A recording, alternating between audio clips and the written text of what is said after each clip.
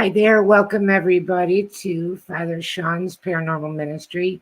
Unfortunately, he's ill this week. I'm his normal co-host, Annette Munich. I own Stellium Books, and we have a great show for you today. I would like for everyone to remember Father Shawn and Sharon in your prayers, and also all of the people that send prayer requests into us, because I don't have access to that prayer jar. But we'll be keeping everybody in our thoughts and prayers, and hope that Shawn and Sharon have a speedy and complete recovery. You are listening to UPRN Talk Radio, 107.7 FM in New Orleans. And we're so excited about this show today, and so glad for all of our listeners. We appreciate you, and we also greatly appreciate Michelle DeRoche for producing our show and being behind the scenes, making sure everything goes fine today. Just lovely of her to do that, and we thank you. I'm going to go pretty quickly to, well, a few things that Shawn mentions. You can find him at ghostbegone.biz. And also he has two books, and they are God, Ghosts, and the Paranormal Ministry, and God, Ghosts, and the Paranormal Ministry 2. And I actually have a copy of that right here. And this can be found on Amazon. It's in paperback, Kindle, and also audiobook. And if you want a signed copy, you can get that through his website. And he also sends a little kit to everybody that orders. It's a very nice touch. Let me see. I got little sticky Post-it notes all over the place here, so please bear with me. All right. I think I covered what Shawn would say.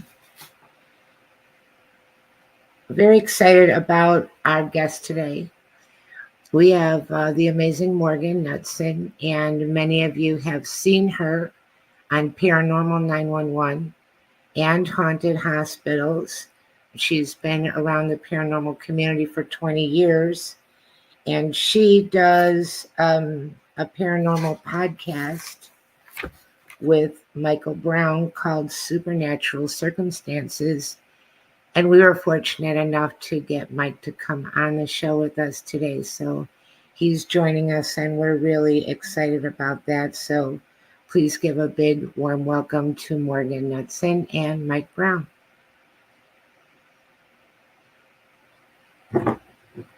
Hey, it's good to be here. We're here. And suddenly you're here. Yeah, poof. And I want to thank you so much for coming at the last minute. I just thought it would be a lot of fun, and you have a new book, and you guys do a really nice podcast, and I love the promo that you have for that with the rain and everything. It was really well done, beautiful. Awesome. So I thought maybe you might like to come on the show and talk about that a little bit, but we'll start with Morgan. I watch Paranormal 911 and Haunted Hospitals. Those stories are very well done. The reenactments are beautifully done. They're very scary, I think. And I've been in the paranormal for a while myself, and I think they're scary. So just beautifully done. And they're on Discovery Channel, but I thought, did they start on Travel Channel and move? Or they did. They moved Ghost Adventures over, and yeah, everything's kind of gone to Discovery Plus, but Travel Channel has been a big resource for most of these shows for a really long time. Really nice. I guess everybody probably asks you how you got started and what your first experience was. So I guess I'll go down that road as well. I hope you don't mind telling it again, but people always like to hear the first experience that people have. Yeah, no, I don't mind at all. I mean, it started when I was really young. Like most people, I lived in a haunted house in BC, in British Columbia, and lived in a series of them for a while with my parents, and I was no more than about nine years old. and had a really crazy experience where I got rushed by something, this sort of opaque shape that rushed at me, and I didn't know what it was. And the house had been a plethora of activity in multiple ways. We'd seen apparitions and stuff was going missing, like all sorts of weird things going on. But uh, yeah, but one morning, I had this one incident which fascinated me. I mean, it scared me to death, but I was fascinated and I couldn't put it down. I mean, I was trying to figure out as just basically as many avenues as I could possibly uncover to figure out what was going on. And I was really fortunate to grow up in the era where, the researchers on TV were authentic. They were people like Lloyd Auerbach and Terry Gaynor and shows like Sightings. And it was a really great time to grow up. And I found out much later, 6 years into my career, that my great great grandfather was a paranormal researcher as well in the early 1900s, and he was a very famous figure in Canada, A.D. Watson. And I had no idea about that until much later, but it definitely feels like a calling. Nice. It's kind of interesting because you said you lived in a bunch of different haunted homes. And I noticed with myself and some other people that once we have a paranormal experience, it seems like wherever we go, we might activate whatever might be in the area just because they think that we might be able to see them or hear them. Because I think in the case of myself, I don't think I had an attachment. It was different things. But Yeah, no, I find that like if you're in the right vibration, if you're just in tune with this stuff, then we can connect in. And that's one thing Mike and we talk about a lot on the podcast, is that the more we get to be sort of tuned in, tapped in, turned on, so to speak, with this phenomenon, with ourselves and with the universe, then it opens you up to having these experiences. And so we're always really encouraging that, is to bring people into meditation and all of these types of things that can connect you in with this stuff, because it can really, really be life-changing. right. And what about you, Mike? How did you get started? Were you a child for your first experience? Well, my grandmother used to rent a house right next door to the funeral home in my hometown. So I grew up around that industry, which is kind of interesting. There were feelings I had as a kid, but the first real experience that I can recall was something strange and odd that I haven't been able to put a real finger on. My buddy and I used to have sleepovers. He lived 2 houses down, and we would sleep over at each other's place. And one night I was sleeping at his place, and he was dead asleep, and I was not. I woke up to see this thing. It was like a shoulders and a head standing beside the bed, and it had what I called at the time Spider-Man eyes, because that was my frame of reference. I loved Spider-Man, and I think I was like 8 or 9 years old. And so I saw this thing with Spider-Man eyes standing beside the bed in the dark. And I don't recall feeling afraid. I don't recall feeling much of anything, but I couldn't move. And, I just saw it for a few brief seconds. And then I woke up the next morning, and I didn't really think of it much after that, strangely. Like, it was like, okay, I had this experience. I'm 8 or 9. You think I would be talking about it to everybody, but I didn't.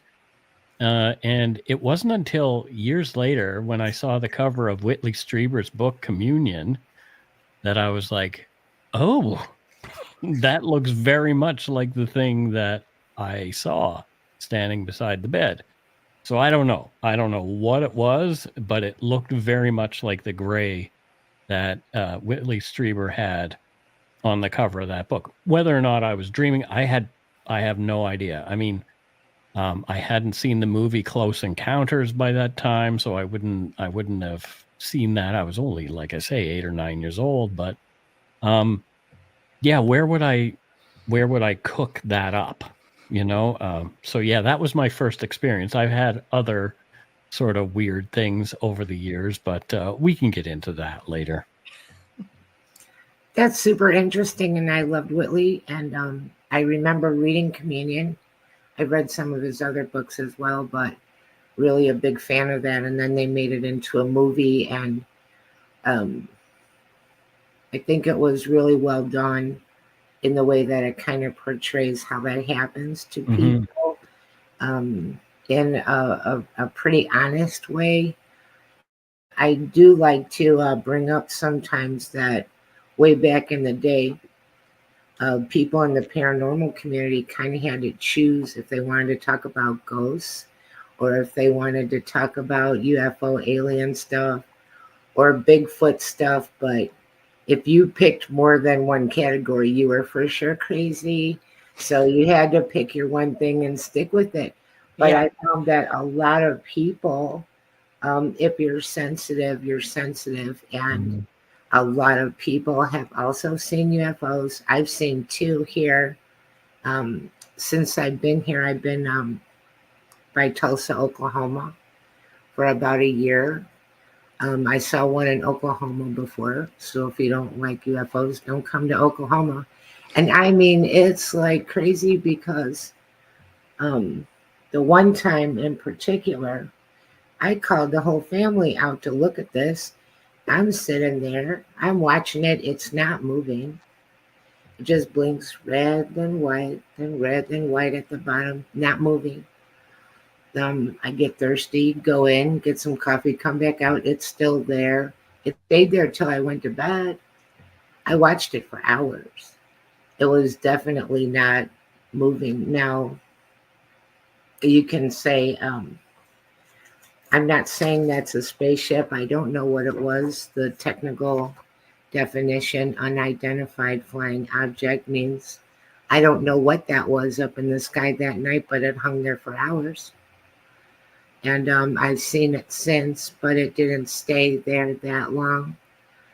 But really interesting. And you did kind of have to choose what you were going to talk about, or else everyone would just disqualify you. We'll be like, oh, here we go. What else do you see? Yeah, I think though now, and I mean, we've had this conversation, Mike, so many times, is that this phenomenon really is all connected to one another. It really does come back to consciousness, and that's what we've been finding. I mean, we've talked to so many people, through the show, so many incredible minds, and it all just keeps coming back to the same thing. And no matter which subject you pick up, like you were saying, Bigfoot, hauntings, UFOs. I mean, it really doesn't matter. Like at the end of the day, it really does come back to our connectivity. It's really interesting, and it's definitely changed my perspective and moved my needle over the years, because I used to be like that, where I was very much like, okay, I just sort of stay in my category over here, and now I realize like I can't. You can't do that. Mm-hmm. That's kind of recent that they kind of linked everything together and started seeing everything as maybe I'll say other dimensional. Would that be a good way to put it? Just other dimensional beings? Yeah. We're definitely, it's definitely seems like we're tapping into different frequencies, right? Like there's something bigger than us that we're tapping into somewhere. And I mean, anybody can just guess what it is. I mean, I don't think anybody's got the answers. If anybody says they have the answers, I think they're lying. Right. And I think this is part of the journey for us, as spiritual beings, is to try to figure pieces of this out and uncover this, because it's all about tuning in and what we're ready for, and it's cool. What do you think about people? I've started seeing this in the last few years that want to classify everything UFO alien as demons. That word drives both of us insane. Mike, did you want to take this one? Because no, I mean, no. if you were to think that that's malevolent, I think they could have done something bad to us a long time ago. They've been around. I mean, all the way back to the pyramids, we see hieroglyphics that look like demons, not demons, sorry, UFOs, spaceships, whatever you want to call it. They've been around for a long time. But now there's people saying that they think they're demonic, but they really could have done something. I know they abduct people, but I mean, they could have done something to us a long time ago if they were generally of bad intent. Exactly. Yeah, that's Yeah, no. exactly the way I feel. Yeah. Yeah. I think this idea of everything being a demon. I mean, I don't believe in demons to begin with. I definitely know there are entities out there that don't have the greatest intention, but I'm not neither am I religious, so I think that word has been really bastardized over the years, especially with a lot of the paranormal TV shows. Everything's become, this is evil and this is demonic and this is it's really become a buzzword. And I just it drives me nuts. It's a word that I do my best to veer away from. And I mean, well, Mike, I mean, we don't talk like that on the show either. No, we definitely don't. But at the same time, I think it's what people's frame of reference is. It's like it depends on what your beliefs are and where you are on the spectrum of spirituality, really, what you see something as. So try not to poo-poo the word, because maybe somebody that's just their belief. And they have every right to that belief. But I see it as from a different lens, from a different point of view. So yeah. It's fascinating stuff that humans, we're all so different, and we all have our own way of looking at things and our own perspectives. I wish we could all get together and really have a conversation and listen to one another. That's why shows like this are great, because we can have this kind of conversation and try to understand where everybody is coming from. I love it. I love doing this stuff. Well, it's also kind of one-dimensional to think, I think, my opinion, for what it's worth, that everything that is what we would term aliens is the same, from the same place. They want the same things. They're just very different versions of the same thing, maybe, instead of that there could be all kinds of things going on out there, and we just want to look at it in very simplistic terms. Just, like when you see a flower, how many different kinds of flowers there are, but you can call them all flowers. Yeah, right.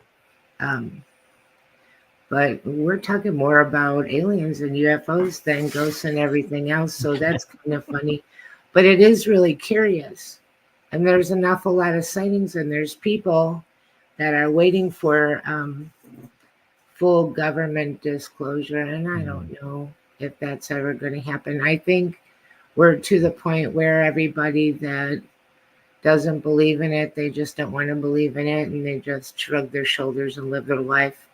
This has been around now for a very long time, a very, very long time, and reports on top of reports. And now we live in a day and age where everybody has a camera in their pocket, so they're able to take videos and post them all over the place. So, I mean, yeah, I'm in a bunch of Reddit groups that sort of follow all of these different things, and people will put, like the other night, somebody posted this thing about their outdoor camera, their sister's outdoor camera recorded this thing, and the guy's like, it's a ghost. But at the same time, pretty much everybody in the thread, myself included, said that looks like a spider spinning a web in front of the camera. So but I guess you see what you want to see sometimes. So yeah, there are cameras out there, but I don't see a lot of cameras taking photos of something that I'm gonna be like, whoa, wait a minute, there always seems to be an explanation right now, which is sort of disappointing because I want to see a photo of Bigfoot. I want to see, GoPro stabilized Sasquatch walking along, in high definition so we can really have a good look at Sasquatch. But instead, we see a little tiny figure really far away, and it turns out it was a park warden, standing on the mountain over there. But everybody says, well, it's Bigfoot because you can't really see it and it shouldn't be up there and blah, blah, blah. Yeah, But, I find like just to touch on that is that the sometimes I think the cryptid side of it is complicated by the fact that some of these creatures just don't want to be around people. So I think there's that distance factor, and our like phone cameras and stuff are absolutely terrible at distance. Like my phone camera sucks at distance. Like as soon as it gets past a certain, it's grainy as hell. But I also think that the average person isn't really tuned to getting pictures. Like, I mean, I've been on investigation after investigation, and it's even happened to me where I've seen something and my brain's going, I don't know what that is, and it's trying to figure out what it is, and by the time it figures out that it's weird, it's gone. and I've had that a couple of times happen to me, and I mean I've been doing this for over 20 years and I've still had this happen. So like I think when we get into this type of photography, it gets messy and it gets complicated, and we just have to lean on footage like in the Sasquatch case, like Patterson Gimlin and stuff like that, and and just hope you're in the right place at the right time. But I mean the average person isn't prepared to film something weird, and that's just one thing I've learned over a lot of years doing this. We're just not ready. And I think that's very true. And like me on my phone is the same. I could see it clearly with my eyes, but if it's at a distance, I'm going to have a hard time. And then when you try to enlarge it to look closer, it starts to distort and not be clear anymore. But I think that they're getting more and more about Bigfoot.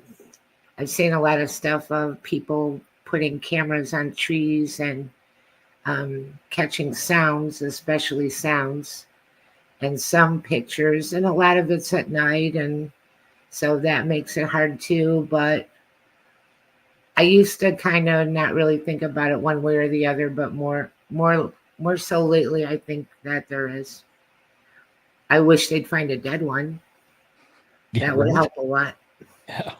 I don't know if that's even going to happen. Like, I mean, here we're talking about this idea that some of these things are interdimensional, right? Or Right. spiritual of some sort. And, I wonder whether or not that might be one of the reasons why we haven't yet.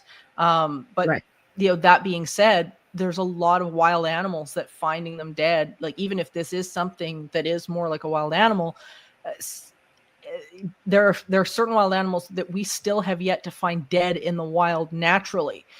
So if you've got something that is intelligent that maybe buries the dead or does something like that, I mean, you're in a world of hurt when you think about the mass of trees and acre upon acre of woods, even just in BC or in Canada alone. There's places where, I mean, you could step off the road 20 feet and you might be standing where nobody stood in 10 years.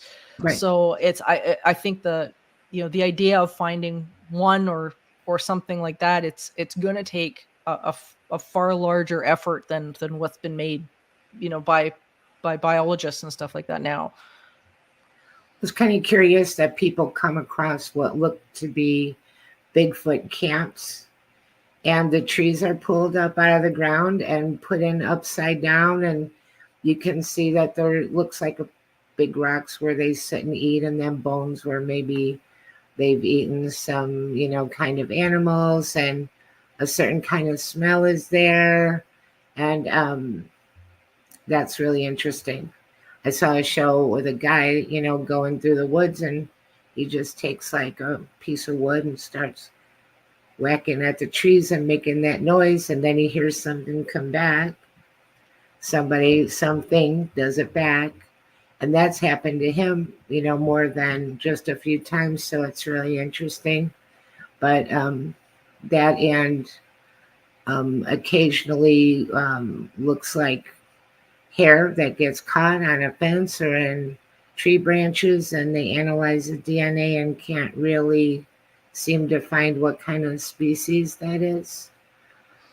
So, and again, it's possible that we're dealing with an interdimensional creature that can just go in and out, kind of like ghosts come in and out. So some of the Bigfoot folks get really upset with that when you mention the possibility that it's some sort of consciousness thought form or something from another dimension or quantum or whatever. They get so wound up about it because some folks want it to be something physical so much that to say that it may be something different and it may not be physical just drives some folks right around the bend. And to me, that's really fascinating as somebody who's, I don't know what it was that we were looking on the Patterson Gimlin film. I don't know what it was. I know what people have said it was. I know what people are alluding to it having been over the years. There's been all kinds of different theories. People say there was deathbed confessions to hoaxing and all that kind of stuff. The people aren't here anymore to verify those things, funnily enough. But yeah, it's more interesting to watch the people around the ideas than it is to be searching for these things, because human beings have these really strange fixed ideas that sometimes if they're threatened in any way, we'll really go crazy. Like Morgan and I, we talk about at the end of our show, every show that we have, we talk about how everything, all is consciousness, in that everything emanates from consciousness. And I've had some discussions with people who are dead set against that kind of thing and really stuck in the material world. I think, the best description I've ever heard about what we're doing here and what our experience is that we are spiritual beings having a human experience, and so that's kind of how I approach life. And I'm just like, everything is really super interesting to me. All these topics, I could dive down the rabbit hole into magic, into fairies, into Right. Bigfoot, like all of those different things. They all sort of fit into the same category for me. And You know what, too? I mean, I feel like, because I'm interested in all of the supernatural, quantum realm, anything like that, and I don't have to have an opinion on it. I can learn about it and be like, that's so interesting. I could read about it some more. Maybe I'll find, that I'm really interested in it. Maybe I'll just feel like, I don't know. I don't have an opinion about that. You don't have to, I think we're, to a place in time where everybody feels like they have to get on a soapbox and scream out an opinion about everything, but you really don't. You can say, I don't really know that much about it. I'm just kind of learning and I don't have an opinion about it. But, in the ghost realm, is something that I always thought was interesting, was the use of the word haunted. And I think a lot of things are called haunted. But to me, haunted means something's actually attached to that place. Because in my world, the whole world's haunted. And, if somebody says, hey, there's a Civil War battlefield, I think it's haunted. Hey, there's no abandoned hospital, I think it's haunted. My reaction would be like, of course it's haunted, because we're living, in a spiritual world where there's all kinds of things around us all the time. And just like with Bigfoot, because someone saw something in a house once, Doesn't mean it's there all the time. Doesn't mean it'll ever come back. Doesn't mean it's there now. Things pass around and move around, and all kinds of really interesting stories if you dig into history. I know that I had the lady that wrote me at my website years ago, and she and a bunch of her neighbors were experiencing a lot of paranormal activity. But it turned out that when we looked into the history, all of that land was owned by this one big house, which had a cemetery on it. But all of these new houses were part of that original land. So all kinds of things were happening around them. And it was kind of funny. She didn't mention the cemetery until about 3 weeks into checking. It's kind of important information. Yeah, well, your back door opens to almost a cemetery, so could be part of it. But, you know, that's interesting when you think about back in the day, you don't know what the property lines were, and maybe all of these houses were part of, you know, something that was owned by a certain family, shared a history, you know, whatnot. And there's really interesting explanations that might not be apparent at first. But Morgan has a great book and a course out called Teaching the Living. And, you know, is that about coping with spiritual activity and dealing with the supernatural around us, or just helping people understand what all of this means? Because, you know, we don't know what kind of conclusions to draw. Maybe there are no conclusions to draw. Yeah, Teaching the Living started with my dear friend Stephanie Wirtz, who co-founded Entity Seeker Research and Teachings with me.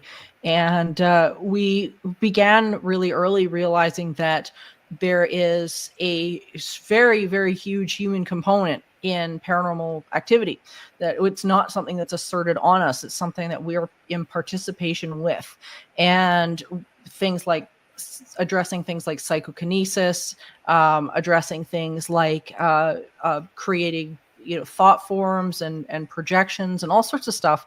And we realized that people just in and of themselves have so much to do with what's going on around them. Like, we are not sitting here being victimized by something around us, that our emotional state, our unhealed wounds, our our day-to-day moods and what we're projecting into the world really does create an attraction point as to what we're experiencing. We're creating our reality all the time.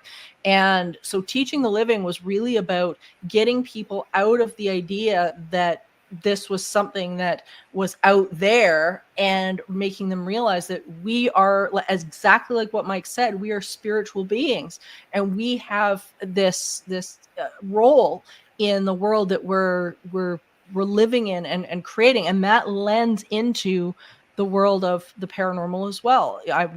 Stephanie and I found really quickly that the people that were having negative experiences with the paranormal were typically people that had a lot of baggage or unhealed stuff that was going on, and it was being projected outwards.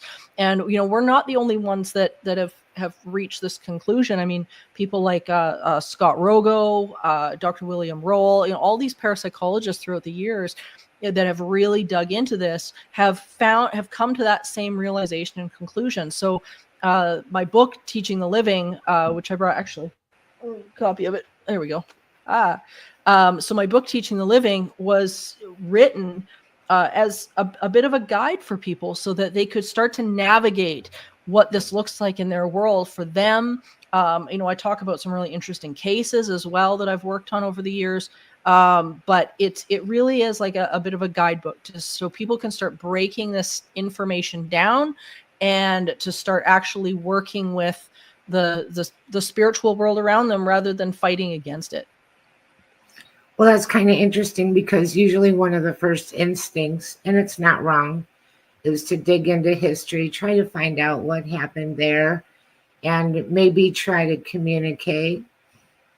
But some of the equation could be ourselves. It always is. And I mean, it is with every relationship we have, whether it be with parents or business or, the people we see day to day, we always have a role in whatever we're doing. And so, my big thing with supernatural circumstances as well has been to get people to understand that they not only have a role, but that also puts them in a position of empowerment. This puts them in this wonderful spot of, wait a minute, I can have a say as to what's actually going on in my life. And it doesn't mean that I have to accept the fact that, great Aunt Betty is gone and I'll never see her again. This gives me the opportunity to reconnect with that spiritual part of the world and, these amazing beings and things like that. And I think it's so important for people to have that connection, especially in this day and age. And that, like you were mentioning, where things are stressful, it feels often like stuff is out of our control. And I mean, this really starts to bring the power and put it back in the hands of ourselves, because we are spiritual beings and we're powerful.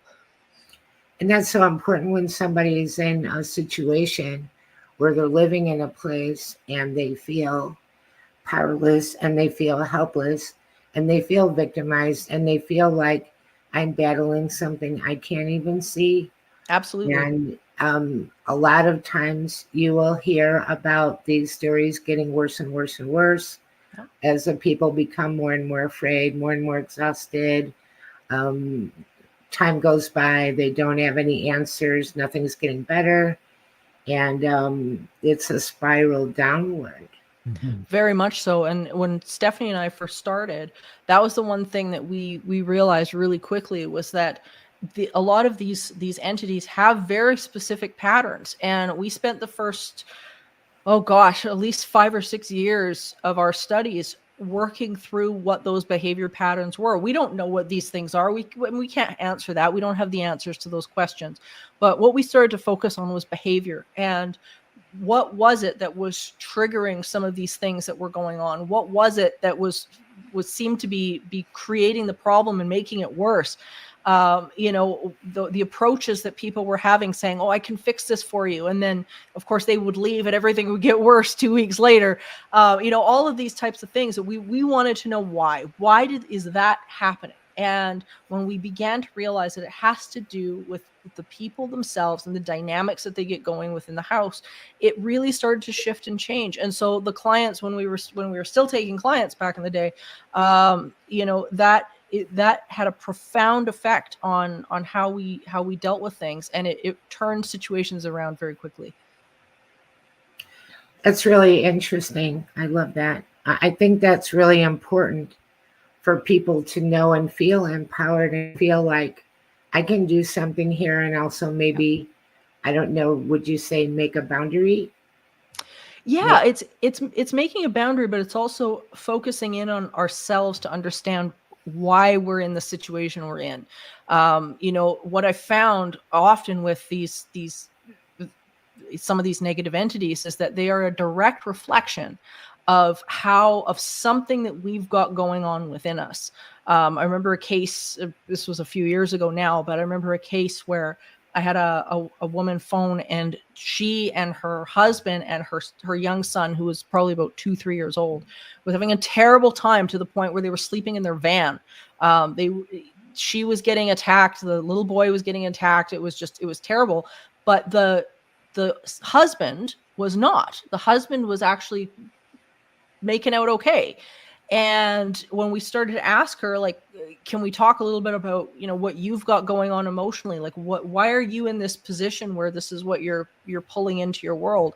And she said, I don't know. My life is great. There's nothing wrong, so on and so forth. And then a little while later, she finally told us that she had just gotten out of a really abusive relationship. The husband she was with now was this really, really great guy, but she had just finished a relationship where a guy was beating her up and just being horrible.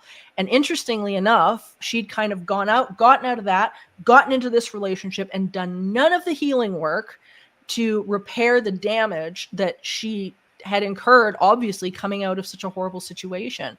And what was interesting was that this entity was, whether it be something that was psychokinetic or whether it would be something that was an intelligence apart from her or whatever, was displaying the exact same behaviors that she had not healed, that this ex-boyfriend was coming at her with. And so it really was about her being able to step out and heal that wound.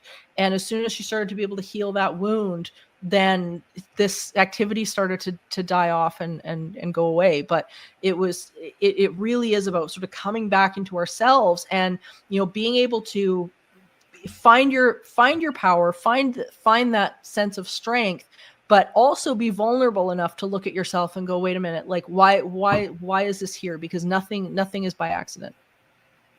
Do you think that the spirit world can sense your wounds and then just kind of push your buttons, and they're, using that emotional reaction to stay powerful and stay in control of you? And they, like, for example, I would say, do they know, like, one person's fear, one person's wound compared to another?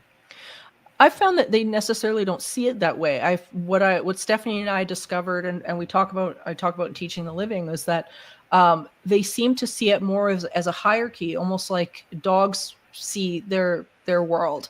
Many times you watch shows like Cesar Millan dealing with dog behavior and things like that. You see something very, very similar, is that the dog's not looking at you going, you had a bad relationship, so I'm going to push your buttons. But the dog is misbehaving anyway.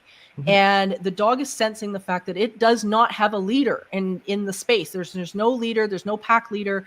So therefore, you're underneath the dog, and it's going to correct your behavior. And now you've got a red zone dog. You've got a dog that's biting and attacking people and barking and flying off the rails for whatever reason. But it's not because the dog's necessarily looking at you going, that's it, I'm gonna get you.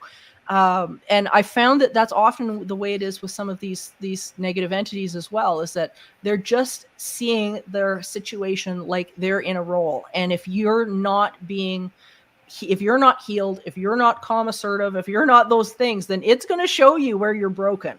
And it will get worse the longer you leave it.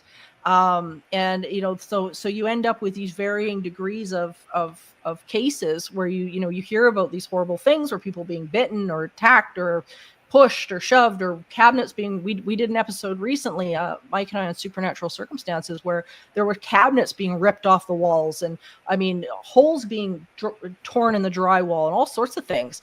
And it all comes back to okay, well, how have you got your dynamics set up here? And so that's part of what I talk about in Teaching the Living, is how to set your dynamic up a little bit different in the family, so that you can find that sense of empowerment, and you can get back to being passionate. And as soon as you get it back into being passionate, one of the great things about that is that you end up tapping into the other end of the spiritual spectrum, which is the positive. And you see all these amazing things happening. And, the people that you've been told you've lost are now, they're visiting regularly, or, I heard grandma the other day in the other room. And so you get all this really, really positive stuff when you heal that stuff up. But it's as Carrie Lynn here says in the comments, we're in a constant co-creation, and for some people, accountability is a struggle. And she's absolutely right.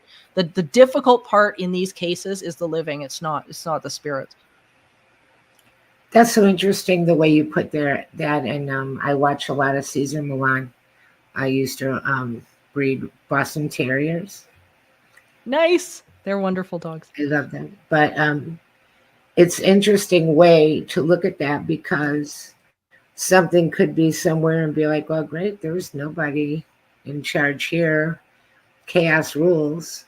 Mm-hmm. And until something kind of brings in that calm leadership presence, it stays that way. But the effect on the human is to spiral the other way if they don't know that.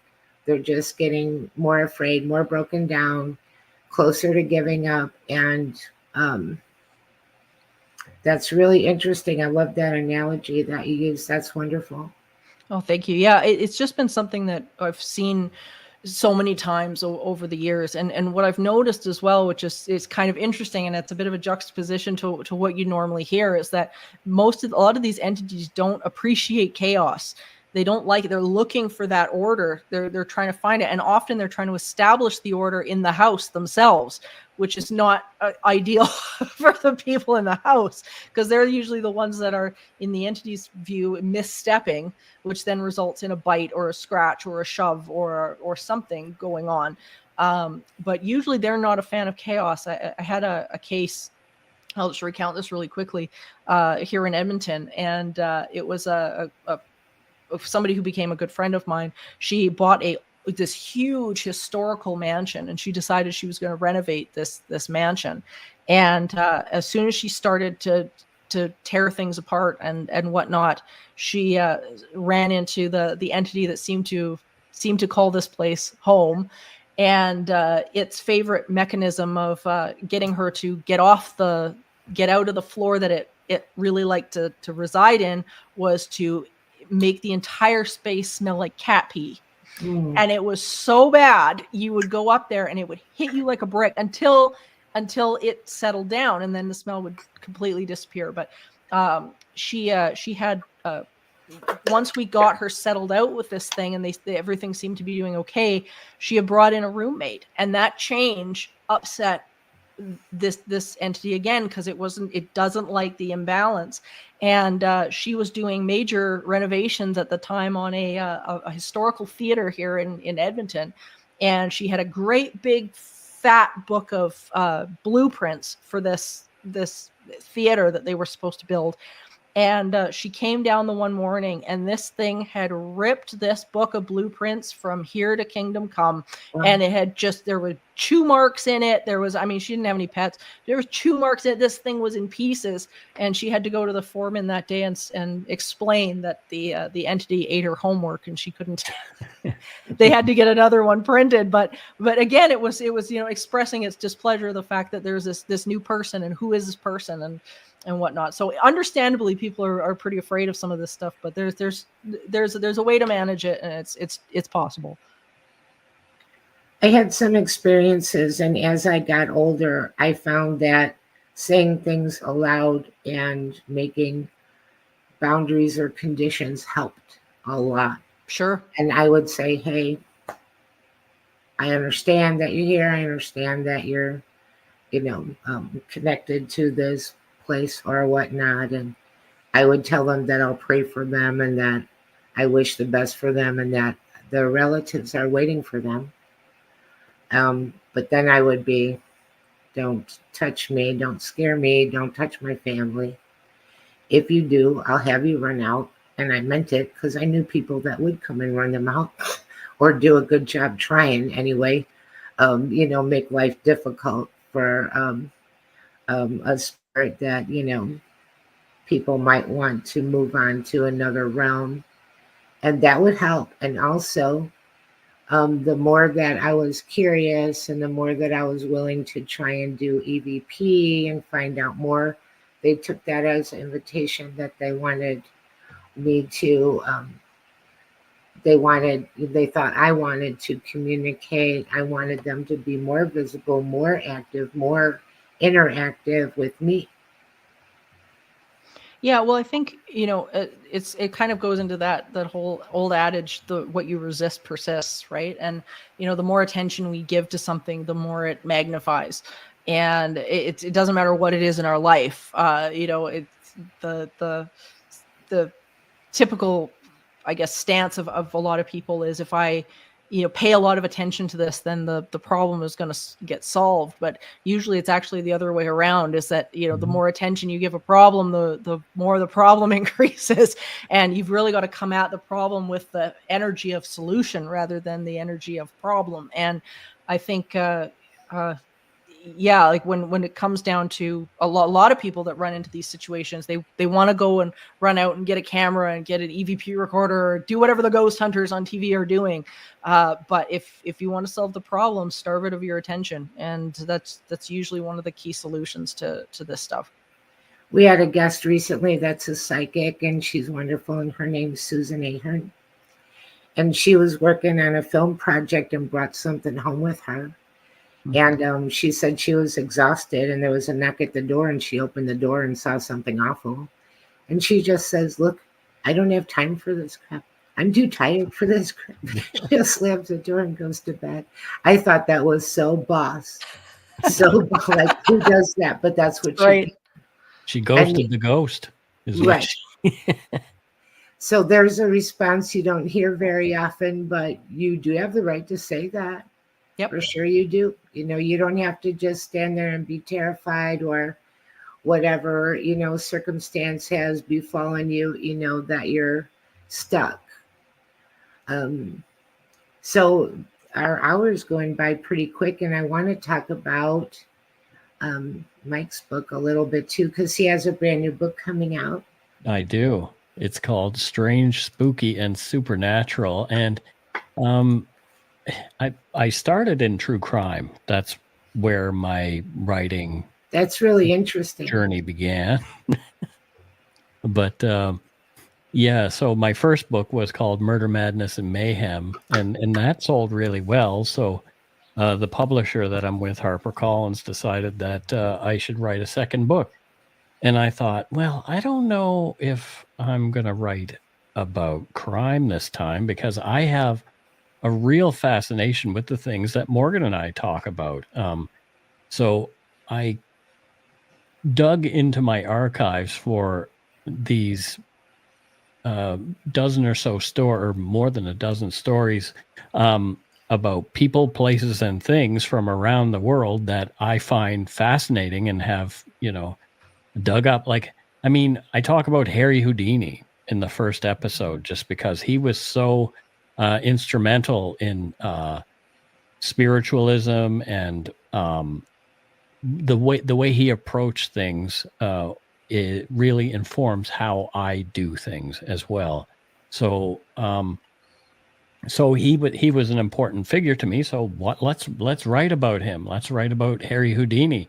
And luckily, last time I was in LA, my friends and I were out driving around, and it's like, oh, there's Harry Houdini's house. It's like, oh, that's really cool. So, you know, get to hang out a little bit around Harry Houdini's house and feel that energy, as it were. But yeah, I just thought, let's talk about some challenging things. Morgan and I, in our first episode of Supernatural Circumstances, we talked about a thing called the Philip experiment. And I don't know if you're familiar with that, but a group of Canadian, we're both Canadian, Morgan and I, a group of Canadian parapsychologists in Toronto took it upon themselves to create an entity. They wanted to have like a seance. My cat's crying, so if you hear meow meow, it's my cat. But they wanted to create this entity. They wanted to see if they could, and they did. They created this guy from the 17th century named Philip, who was a nobleman and all this kind of crazy stuff. And there's documentary footage on YouTube of a table literally moving around in a way that doesn't make any sense, and people all have their hands on top of the table. How is this thing how is this happening? It was really well documented. And so the fact that we did that as our first episode, and we talk about consciousness as a thing, as sort of the like, it is not emergent, it's fundamental. Consciousness is there. Everything is consciousness. And what is it that we're doing to tap into that? So a bunch of different stories throughout this book that I did will cover that topic. Also, I talk about near-death experiences. We've been lucky enough to talk to Eben Alexander. What is it, 3 times now, Morgan? Yeah, it's been amazing. And so Dr. Alexander was a neuro scientist who was very materialistic and based in the material world until he had an extended near-death experience over a long period of time. Like, I think it was like 6 to 9 days. I can't remember exactly. But he was essentially brain dead, but he was off in different realms and all this kind of stuff. And he's written fantastic books on it. If you want to look him up, Eben Alexander, he's so interesting, and you can watch him talk to us. His name Evan, or are you saying Eben, Eben, Eben? Alexander? Yeah, Dr. Eben Alexander. Eben Alexander, nice. Yeah. So he's just his approach and how, where he went. He came back from this thing and he was like, holy crap, I was wrong. The whole all this stuff that I've been thinking my whole life about, this is the way it is. Mm-hmm. Guess what? It ain't like that at all. And it took this experience of him almost dying to crack his mind open enough to make him willing to see those kind of things. So, and that's how I finished the book, with his story. It's so interesting too, because I think it's very, very possible that the real truth and everything that's out there, and I don't even think that our little brains could comprehend all that it really is, even though we keep trying, and we should keep trying. But I mean, I think that the answer and the answers and everything that's out there is actually quite enormous. Yeah.